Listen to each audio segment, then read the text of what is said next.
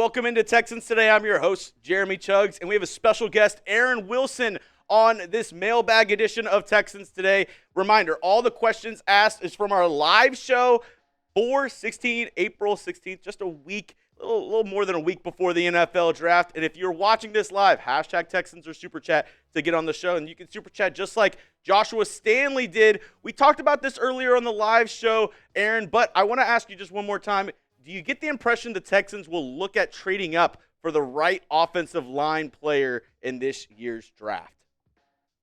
I don't think they need to, but if they wanted someone like Kelvin Banks, they may have to move. So I would say kind of 50-50 on whether they would really feel a need to. Really what they're looking for is the quality player, not necessarily a bunch of depth and filling out the roster. They've got enough players. They need better players that are better than what they currently have. So that's the only reason I think why maybe if there's someone just coveted that you move. But a lot of these players, they're similar. We discussed a lot of them in the first half. There's not a great delineation between these offensive linemen. There's a gap, obviously, with Will Campbell at the top. But I feel like a lot of these players, they have similar qualities, similar testing, similar film. And I don't know that one is just like, oh, well, that's got so much better. They really need to move up for him. I would stay at 25 and just see what falls to them. I think they'll be happy that they didn't make a move. Awesome. And we have another question coming in from Ezekiel Tovar. He says, what do you think is the most likely scenario the Texans go with in this draft? I'm guessing the first couple rounds. You don't have to give a specific player, but maybe position groups. What do you think is the most likely first couple picks for the Texans? Offensive line and wide receiver. The only real wild card is some of these defensive linemen are so good that you might be tempted to delay on the receiver and pick a defensive tackle. And I think they're good enough defensive tackles that it may be tempting to them to go ahead and do it. I think they're fine, obviously, at the edge position. They're pretty stacked there with Danielle Hunter, Will Anderson Jr., but could they use another defensive tackle? Answer is yes. And I do think defensive tackle, the D-line, might be a sneaky pick for the Texans early on in this draft. We have another question coming in. Do you think C.J. Stroud may be a little shell-shocked to start this upcoming season? Aaron, it's not a surprise, or it's not any kind of secret that C.J. Stroud had a down year. I'm not going to say it was a sophomore slump, but it was definitely not as good as his rookie season. How do you think people around the organization, people who are close to this team, feel about CJ going into year 3? I mean, they feel good about him. The fact is, I don't know if you can call it a regression, but he's the, product of his environment. What happened on the field? What was the environment like? Was it safe out there? Did they have a clean pocket? No, they didn't. He was sacked 8 times in the playoff game and hit 14 times. This is against the Chiefs. Sacked 11 times combined in the postseason, and then 52 times during the regular season. So, though, isn't any wonder that at some point he's getting rid of the ball, he's expecting hits, that sort of thing? Of course. Do I think he handled it in a manly fashion and was a stand-up guy about it? Absolutely. And he never threw his offensive line under the bus. He was great about it. But he definitely got the yips a little bit, and it's what would have happened to any quarterback. Doesn't matter. If that had been Tom Brady back there, the same thing's going to happen. Mm-hmm. You can't get hit that much. And I covered Brady games where he was playing against, like the great Ravens defenses. And when he got hit, he was worse than CJ was. There was a playoff game where he was absolutely terrible. And why? Because Terrell Suggs was all over him. Yeah. If you're on the ground, it's hard to be a great quarterback. I agree. And hits make everyone on there. It's kind of the battle that I face every single day working here at Chat Sports, because we have 30 other guys here who cover different teams, and they're all telling me CJ had a bad year last year. And I was like, you didn't really watch the games that closely if you think CJ Stroud had that bad of a year this past season. Not his fault entirely. Was he perfect either? No. I mean, I think he probably should have sped up his process. I also think the play calling and the protection schemes are also culprits for it. It's a multi-layered question about CJ, and it's complicated. And, I've been writing about this since before the season ended and since the season ended. And I'm not giving him any excuses or any passes. What I would say is, though, what was he supposed to do? How would he make the leap? and he did lose some great wide receivers, Stephon Diggs and Tank Dell, and Dalton Schultz. And this probably doesn't get talked about enough, but I've said it. What a bad season by Dalton in terms of drops, in terms of blocking. The contract, if you talk about you talk about the offensive line, that investment in Dalton didn't look very good. That didn't go very well. So while he's, it's always guaranteed, so obviously he's back. That is a position they have not been able to upgrade just yet. So we'll see what happens. But in my opinion, what happened with CJ, it's very understandable. Doesn't make it great. But I mean, he didn't have an awful season. He battled. He did some good things. He had some good games. But the consistency, no, it wasn't there. But they never blocked for him. I mean, you go back and look at when did he have a lot of time. I mean, even like the Chargers game, that great broken play, he made that play. After him and Jared Patterson on the same page with the snap. But, that's him making a play, him scrambling around and finding Hutchinson. So, yeah, overall, I mean, when he had Nico Collins on the field, he was pretty good. When he didn't have Nico, it affected him greatly. That's his security blanket. That's who he likes to throw to the most. Yeah. Chris Foles has this question for you. Could a team looking for a quarterback try to trade with the Texans at pick 25? It's been a popular, talking point of teams at the end of round one, maybe sneaking back up for a Jackson Dart, a Jalen Milroe, maybe even a Tyler Shuck. I don't know. What do you think? What have you heard about teams possibly trading back into round one? Maybe the Texans trading out of round It's an interesting question, Chris. I don't understand as a Texans fan why you would want that, but no, I'm a thumbs down on the likelihood. I love the idea. I think it's smart thinking, but as far as like whether it's something that I think they're these coveted quarterbacks and people just would love them and these guys are great, no, it's a hard pass for me. Awesome. Yeah, I mean, I don't think it's extremely likely, especially with the quarterback class this year kind of being down, right? Like, this isn't one of the better quarterback classes that we've seen the past couple of years. I want to ask the folks at home, though, if a team does trade back into round one, we've heard a lot about the Browns, the Giants, the Raiders even. What team do you think it is? What team do you think is the most likely to trade back into round one? Let me know your thoughts down in the comment section. As we get into the next question from Matt, he says, with Nick Caley coming in, do we have any insight into the new blocking scheme and maybe some O-linemen in this draft that would fit it? Right. They had linemen that fit a different blocking scheme, more of a straightforward one. But what is his background? It's zone. And he'll teach some of those concepts. And so that will be a part of it. They are going to have some outside zone things that are part of this offense. So, yeah, it's not going to be the Slowick offense for sure. It's going to be a mixture from people that I've talked to that have, been exposed to the offense, that have had, some teaching of the playbook, a mixture of the Sean McVay system and what Josh McDaniels was running years ago with the Patriots when Nick was there. So I'm expecting them to run the ball a lot. I'm expecting to have a pocket quarterback, and I'm expecting them to use tight ends more. I've heard a lot that they're going to use tight ends more, and they'll also that they will have a fullback in the offense. I've heard a few other notes just that, they're going to primarily feed Collins. If you look at the target-rich style of the Rams with Puka Nacua. So just think about, where he comes from. I think you're going to see a lot of those type of patterns. At the same time, Nick Caley has his own ideas. He's a smart guy, and he's worked really hard. You guys probably saw the article I did talking to his boss at John Carroll University when he was a student assistant, and he's the type that he's a real go-getter. I think he's going to be, very good at marrying the personnel to his scheme, but he's not going to just stubbornly run, well, this is what I run. I think he'll be flexible, but yeah, as far as the blocking scheme, I'm hearing about some zone concepts. Yeah, and we have another question coming in from Big Bob Johnson. What a name there. Are there any player trades that could happen during the NFL draft? Interesting list. Yeah, and he just listed Tyreek Hill, Michael Mayer, Jair Alexander, Jalen Ramsey, Kirk Cousins, or Derek Carr. I mean, it's a lot of names for you, Aaron. Maybe if you just want to single out only one makes any sense to me, the tight end, Michael Mayer, but I don't know how they would really accommodate that because of the guarantees they have in the Schultz contract. Mm-hmm. Unless you're like going player for player, trade tight end for tight end. something like that, which I don't think the Raiders are going to want to do. But Mayer, of course, had some personal family issues, and was sort of on a leave from the team, so you might want to know more about that before you make a trade like that. But they don't need the corners, and they have Davis Mills as a good backup quarterback, and Cousins is very expensive. Definitely not for Carr.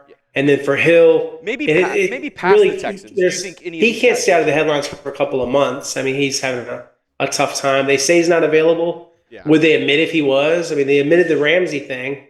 Yeah. But I just don't see where would Ramsey play. Are you going to play him ahead of Kamari Lassiter in front of Jerry Stanley Jr.? Yeah. So what do you need him for? But Bob, great question, very valid. Not dunking your question, but I'm not feeling these ones. Maybe the tight end. Maybe past the Texans, because I don't know if he's talking about the Texans per se. Oh, just generally? Yeah. I mean, as far as guys that might get traded, Dallas Goedert's on the trade block for sure. Wow. Jalen Ramsey. I don't know if Cousins is getting traded just because of the contract. It's difficult to trade, or Carr. But, Alexander is definitely in play. And, Hill, despite what they said, do I think he's available for the right price? Absolutely. Mayer, I haven't heard as much about them being willing to move on. Obviously, they have a great tight end that's the starter. But, Mayer would be someone. But, I figured Bob was mostly asking about the Texans. But, there's some trade scenarios there. Yeah, I just thought because maybe the Kirk Cousins and Derek Carr. There's no way that happens with the Texans. But we have another question coming in from T. Hardinger. And also, I see a super chat from D'Angelo Jordan. You don't have a question in there, D'Angelo. If you have a question, use hashtag Texans down below. We'll put you up. But shout out to D'Angelo Jordan with the $10 super chat. The next question that we have up on the board, T. Hardinger, I could see them trading up twice to hit on a wide receiver or an O lineman. That's a lot of trading up. We talked about a lot of, possibility of the Texans trading in this draft. I mean, trading up twice, that seems like it would cost a ton, Aaron, right? Seems excessive. I mean, do they need all these draft picks to make the team? Do they need the undrafted to make the team? No. I mean, they're looking for quality. So would maneuvering, if the players are truly much better, make sense. But just burning through draft capital to get players that are marginally better, perhaps, than, say, another player, like we were discussing some of these offensive linemen. What's wrong with the second round being where you got the offensive lineman if you got the receiver first? I don't think that's a problem, but they might see it much differently than me, and they do this for a living. But in my opinion, these offensive linemen, they can be acquired in round 2. So do you have to trade? No. It's if you have some compulsion, strong conviction that you should trade, then do it. But if you don't, why move more than once or move even at all? Yeah, I could see that. Next question coming up from our friend Houston Texans. Shout out to Garrett out there. Our guy, Garrett. We talked about this a little earlier. Obviously, we're filming this on Wednesday, April 16th. But he asked, Nick Caserio had a presser today. What was your biggest takeaway from that Nick Caserio presser? Beyond that, he was a little sensitive about the offensive line questions because he got so many of them, and it got a little tiresome because he's obviously sincerely, earnestly tried to address the offensive line. It hasn't always worked in his favor. I think that I found him to be calm and confident and secure in his position. And just feeling good about the state of the team. He emphasized that multiple times. When it comes to what he was likely to do, he didn't offer hints, in my opinion, at all, other than they're going to keep putting resources into the offensive line. I found him to be on certain things, just kind of what you would expect to hear, like in terms of why do you do a contract? Well, what's he going to say? That we didn't feel good about this. I wish I hadn't done that deal a week or two ago. No, I mean, it's just kind of a no duh kind of thing, right? Yeah. How's he supposed to answer these questions? So, my expectations for something like this isn't to get a lot of information. You notice that not one player was mentioned. So, some fans out there are like, why didn't they even ask about Kelvin Banks or Booker? The answer is going to be what you're going to think it's going to be. there's a lot of good players. Sure. We met him. I don't even know if they'd say we met him at the combine or something like that. I mean, just not necessarily good use of your time. But was there any headline out of this? No, I don't think so. I mean, he wanted to create an impression that he was open to trades. Mm-hmm. When has he not done that? Every year he's done that. Big trade guy. He's a huge trade guy. Next question coming in from Case KK. Hey, I think Jack Bech is super underrated. I do like the TCU wide receiver. Would you take Jack Bech or Donovan Jackson at 25 if the guys we think will be there aren't? Before you get into this, I don't think there's a world where Jack Bech goes in round 1. I mean, I might be totally off on this. I might be reading too much into the tea leaves in the latest mock drafts. I don't think there's a way that Jack Bech is a first-round pick. Maybe in round 2. I've liked Donovan Jackson at pick 25. I've been on the Donovan Jackson train for the past month or so, but I could see maybe Jack Bech being there as a round 2 target for the Texans at pick 58. What is your thought on this, Aaron? I mean, Jackson a much higher probability than Jack Bech, but yeah, I understand the love for Jack Bech, and he's a good football player too. But yeah, Jackson. I mean, I think their board have to be pretty wiped out for them to pick Jackson at 25. Wow, I thought the Texans might be a little more high on him, but obviously this pure guard thing doesn't really do it for me. Yeah. I mean, they did this before, and guard is they can line up with Tomlinson and Ingram and our Juice Scruggs, but I just don't think necessarily guard is the premium position, and there's not this big hit factor of guards. And you look back in the history, like the drafting them late is a great idea. I think there are more important positions than guard. Yeah, I do feel like some of the best guards in the NFL have been later round picks / tackles who have ended up moving in to guard. So I see what you're going with there, Aaron. We have another question coming in from Christopher Flores. I think we have time for maybe 1 or 2 more questions. This one from That's right. Yeah, I've got time for a couple more. Yeah. Cool. What team in the top 10 do you think will surprise people, and why will it be the Raiders? That's hilarious. Interesting. He's already answered his own question. He thinks the Raiders. He's wondering about Shedeur Sanders. People wonder about the New Orleans Saints and Shedeur. People think about the New York Giants. I've heard he will not be a Pittsburgh Steeler. I heard that meeting did not go well. And that wasn't from someone telling me that, because this is always the assumption that it's because someone's trying to affect these boards. But somebody's picking a quarterback higher than expected, and I think the Saints are in play. They might be someone to keep an eye on.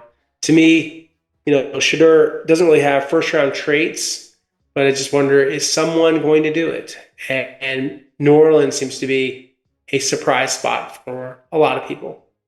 Yeah, our Saints host here at Chat Sports has coined the phrase Shedorlands already. So it's safe to say he's pretty high on Shedeur at 9. I don't see. I mean, I think he's a good quarterback, Aaron, but I don't see him being a top 10 value quarterback. Right? Like I see much more likely a team either trying to trade back or trade back into round 1 to get Shedeur. Or am I totally off on that? Hey, there's no guarantee he goes in the first round, but stranger things have happened. Yeah, I think he's a polarizing guy. He's a good guy. He's a nice guy, but he's not everybody's cup of tea. Just in terms of even asking so many questions and kind of challenging the teams a little bit in some of the interviews. But it's not like he's like a bad guy. He's a good guy, and he had a good career. But not everybody wants to deal with the Deion Sanders experience. I think it's a little overblown, but it's the expectation that he's going to be this meddling dad. I have a feeling he's going to be very respectful of the teams and not step in unless he thinks there's a serious problem. But he's going to let Shedeur, sink or swim for the most part on his own. Yeah. Because that's what he should do. And I think Deion understands the team concept, understands how organizations operate. But yes, the perception is there for sure. And it's part of, along with the lack of athleticism and arm strength, things that do affect Shedeur Sanders' evaluation, his grade. I want to add on one more part of this question to you because I love the Shedeur Sanders talk, Aaron. Is there a world where a different quarterback goes before Shedeur? Do you think there's any way that Shedeur isn't the second quarterback taken in this year's draft? It's unlikely, but if someone was going to leapfrog him, I think, there's been some late buzz on Slough. It's interesting to see that, but, I don't think that should be the way it is. But, yeah, that's been coming up lately. And also some love for Jackson Dar. Jackson is also a kind of wild, flamboyant style of quarterback and good athlete. But, these guys don't scream first round to me. And I just wonder, is he going to be overdrafted? I could see that. We're going to end on this one because I actually think it's a fun question, and it's from one of my most loyal watchers, Rhino Jimenez. He says, "What's up, Chugs? What's up, Aaron?" Never heard that one before. Where are y'all watching the draft, and what are your top 3 draft day snacks? Please like, share, and sub. And that actually goes for my channel and Aaron Wilson's YouTube channel. Make sure you're liking, sharing, and subscribing to both of our channels. By the way, I have a membership club too. Yeah, join my membership club. Yeah, hey. You like? Good question. You want to go first? Okay, so I'll be live for the draft here at the Chat Sports Studios with some of our main channels. The Texans channel is one of the smaller ones. I also produce a ton here at Chat Sports, so I'll be here, but I'll be making a ton of draft content for the Texans. After each pick, I'll be making videos, grading the pick, and kind of breaking down each one of them. My top 3 snacks, though, that's a little bit more pretentious. I think I would go. You got to go something salty. So I like the peanut butter combos, like the peanut butter pretzels. I'm a good sucker for some peanut M&Ms. And actually, shout out to producer Jack, the guy who's pressing the 1s and 2s today. Our draft day tradition is every draft, his mom gets a ton of crumble cookies, and nothing's better than some nice cookies during the draft, some cookies and milk. But those are my top 3. What about you, Aaron? Yeah, they're more of the entree category. That's what I tend to concentrate on. Like some pizza or wings. I like both of those. I'm fine with like a cold cut sandwich. If they have the Italian cold cut, it's my favorite. Texans, if they're listening, I like that one. And yeah, I stay away from sort of the dips, the chips and salsa kind of thing. I do like that normally, but when I'm covering the draft, I really am kind of locked in because I have a lot of tweeting to do, and I do tweet and tip a lot of picks. So it's tough for me to really eat when the draft is on. More just like drinking some iced tea or some water, and occasionally I like some popcorn or trail mix. Those are a couple of my faves. But you just got to keep your hands real clean when you're typing a lot. So that's sort of my pro tip on being a reporter, and also I have to have my phone going and all those things. But yeah, generally the idea is to eat before the clock starts, and then if you need to during one of the quick breaks, grab some more food. But it's very sedentary, and one of the other things I always advise people: you don't want to eat too much. You can become really sluggish, and you're just literally sitting for hours and hours watching the draft. And as exciting as it is for some, I've done a lot of drafts. My first draft I covered was 1997, and that was the Jacksonville Jaguars. So, I mean, it's exciting. It represents hope for the franchise, lifeblood, all that stuff for the fans. But at the same time, yeah, just as far as functionally what happens, I mean, literally, you are sitting and watching the television and the tweet deck and your phone, and that's what a lot of this job is. So, yeah, you just have to be disciplined and be able to lock in, just like you, to be able to talk for a long amount of time, not or, get off topic or lose your energy. And, yeah, that all those things, it's what it takes. But yeah, I'd be happy with some pizza. Some good pizza, some wings. Those are some things I like.